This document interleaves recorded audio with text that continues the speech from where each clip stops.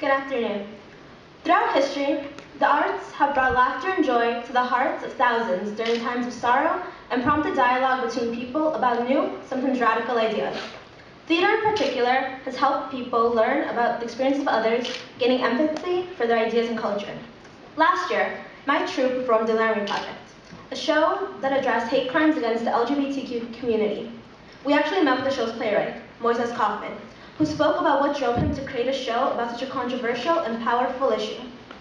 Kaufman said that he wanted to show how the tragedy of Matthew Shepard's death affected not only his family and friends, but the town of Laramie, Wyoming as a whole.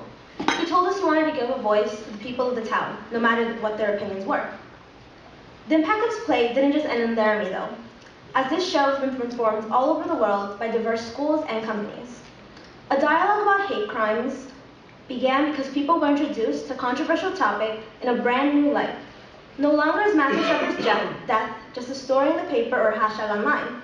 Audiences see actors who look and think just like them or someone they know, and these stories stop being stories and instead become people.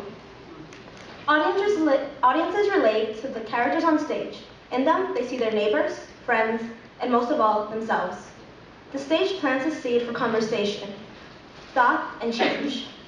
Classic plays, such as those written by Shakespeare, also create dialogue that is relevant to current events. Deception, betrayal, political alliances, hidden agendas, and conflict between people in power are all present in Shakespeare's plays and still evident in our society and government. Classic theater allows us to see consequences of our actions if we repeat the mistakes of our predecessors. Audiences are exposed to problems they might not want to recognize and begin to ask questions.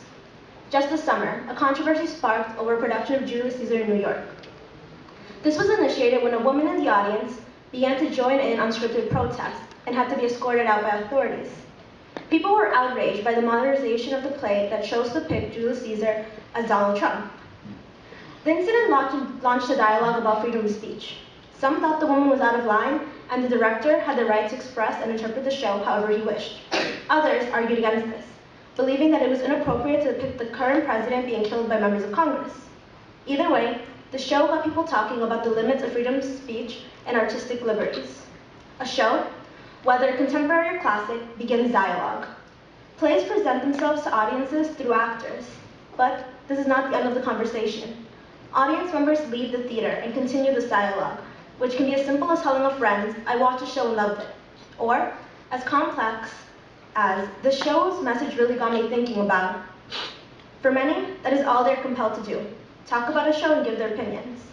For others, however, they will continue the dialogue, and a show's message could be all they needed to go out and be the change they want to see in the world. Thank you.